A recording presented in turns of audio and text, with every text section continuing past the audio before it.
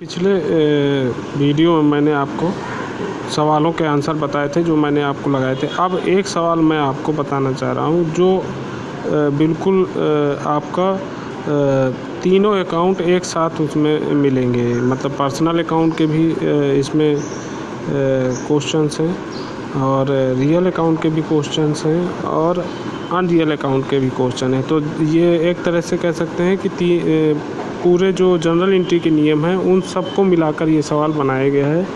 और अगर आप ये सवाल समझ लेंगे तो मुझे लगता है कि जब आप किताब के सवाल लगाएंगे, किसी भी किताब के सवाल लगाएंगे, तो आपको आसानी होगी और कोई दिक्कत नहीं जाएगी। तो इस चीज़ को आप ध्यान से समझिएगा। इसमें पहला है, रमेश एंड कंपनी ने 40,000 रुपये के माल से व्यापार आरंभ किए। तो अब देखिए, इसमें रमेश एंड कंपनी ने 40,000 रुपये के माल से व्यापार आरंभ किया है।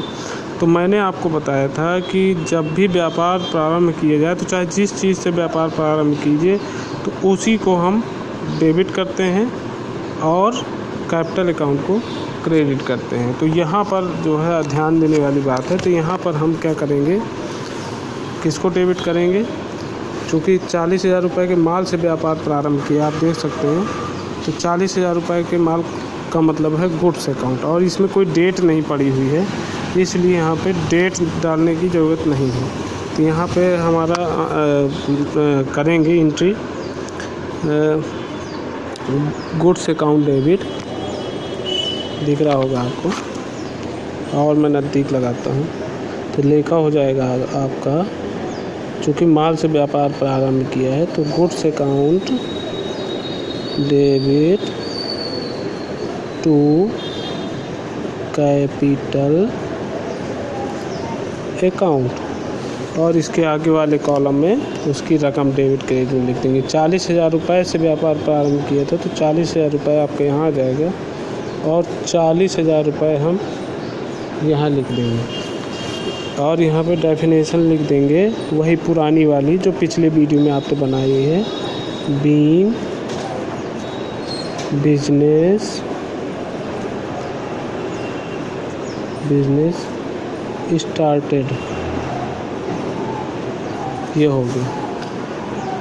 अब एक नंबर यहाँ पे पहले वाले में एक नंबर पड़ा हुआ, तो एक नंबर यहाँ पे डाल दीजिए। चूँकि डेट इस सवाल में डेट नहीं दी गई है, आप देख सकते हैं, डेट कहीं भी नहीं दी है, केवल काउंटिंग है 1 2 3 4 करके सीरियल नंबर दिए।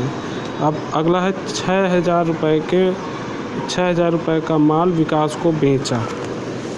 तो मैंने आपसे बताया था इसमें आपका रूलिंग लगेगा पर्सनल अकाउंट का, और पर्सनल अकाउंट का रूल होता है पाने वाले व्यक्ति का खाता डेबिट और देने वाले व्यक्ति का खाता क्रेडिट।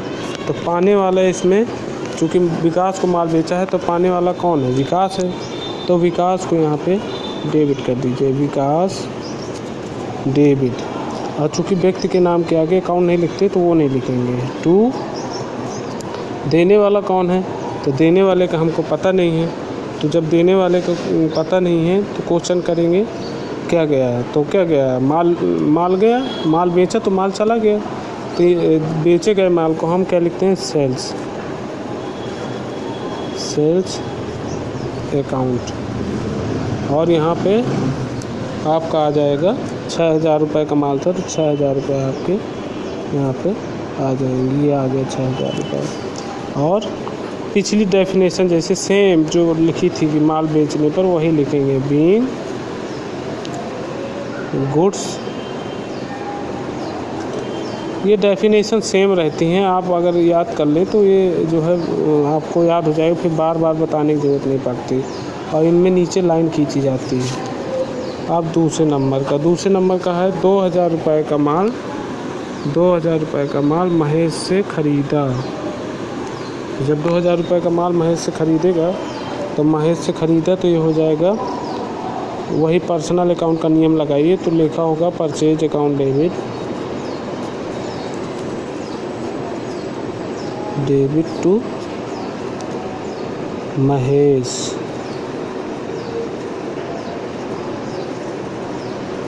और यहाँ पर 2,000 रुपये लिख दीजिए।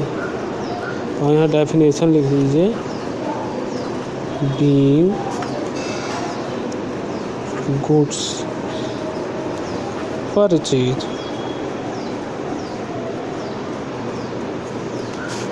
और ये हो गया आपका, हो गया। अब तीसरे नंबर का सवाल है आपका, 10,000 रुपये का फर्नीचर खरीदे। तो अभी तक तो हम पर्सनल अकाउंट में चल रहे थे, अब ये फर्नीचर चूँकि एसेट्स है तो अब हम रियल अकाउंट का नियम लगेगा। रियल अकाउंट का नियम होता था, प्राप्त की गई वस्तु या संपत्ति का खाता डेबिट और गई वस्तु या संपत्ति का खाता क्रेडिट। तो यहाँ फर्नीचर ख़रीदा है तो फर्नीचर क्या होगा, परचेज करेंगे तो क्या आएगा, फर्नीचर। यहाँ लिखिए furniture account debit, account debit to cash account. चूँकि दूसरा है इसका पार्ट, गई वस्तु या संपत्ति का खाता क्रेडिट, तो जब फर्नीचर खरीदेंगे तो कैश चला जाएगा, तो वही लिख देंगे यहाँ पर। तो ये हो जाएगा आपका 10,000 रुपये। 10,000 रुपये खरीदे तो 10,000 रुपये आपके आ जाएंगे। और यहाँ पे सेम वही डेफिनेशन, बीइंग फर्नीचर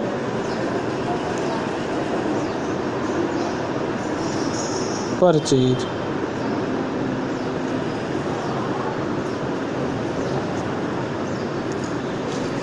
अब अगला लेखा कर दीजिए। अगला लेखा है आपका 25,000 रुपये की मशीन खरीदी, तो अब वो सेम वही लेखा होगा। इसमें मशीन को डेबिट कर दीजिए, machine account debit to cash account. वही इसमें रियल अकाउंट का ही नियम लगेगा, machine account debit to cash account. और यहाँ पे 25,000 रुपये की मशीन खरीदी तो 25,000 रुपये आपके डेबिट हो गए और 25,000 रुपये आपके क्रेडिट हो गए।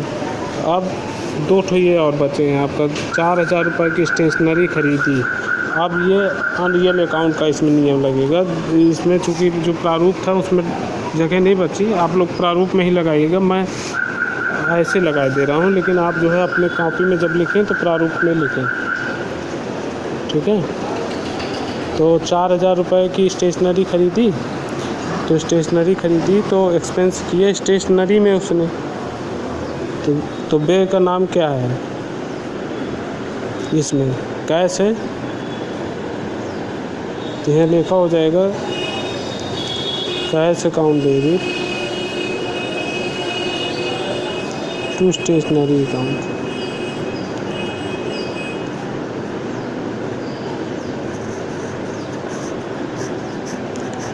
हाँ, एक मिनट, मैं कुछ चीज़ बताना चाह रहा था। स्टेशनरी भी आपकी रियल अकाउंट के अंतर्गत आएगी, इसलिए इसमें जो है अनरियल अकाउंट का नियम नहीं लगेगा। यानी कि ये एक संपत्ति है ही, तो संपत्ति में ये जो सेकंड नंबर का रूट है वो लगेगा, तो इसमें ये थोड़ी चेंज हो जाएगा। तो ये हो जाएगा आपका stationery account debit, stationery account debit to cash account. चूँकि बुक्स वगैरह जितनी भी होती हैं वो आपकी संपत्ति मानी जाती है। तो यहाँ ये हो गया। और यहाँ 4,000 रुपये की स्टेशनरी खरीदी थी, ये आ गया 4,000। ये हो गया स्टेशनरी अकाउंट डेबिट टू, देख सकते हैं, टू कैश अकाउंट। और यहाँ डेफिनेशन लिख दीजिएगा, being cash paid, being cash paid definition. अब अगला लेखा देख लीजिए, 2,000 रुपये किराए के दिए। तब जब चूँकि किराए के दिए है तो ये भी आपका उसके अंतर्गत आएगा, कौन से, अनरियल अकाउंट में। तो व्यय वाहन का खाता आपका डेबिट होता है, आय वाला आपका खाता क्रेडिट, ठीक है। तो इसमें होगा आपका रेंट अकाउंट डेबिट देख सकते हैं, rent account debit to cash account. जब रेंट देगा तो उसको व्यय हो जाएगा और आय वाला आपका खाता क्रेडिट, तो अगले आदमी को लाभ रोकड़ के रूप में होगा। तो ये 2000 रुपये लिख दिया। तो अब आज का ये सवाल इतना ही,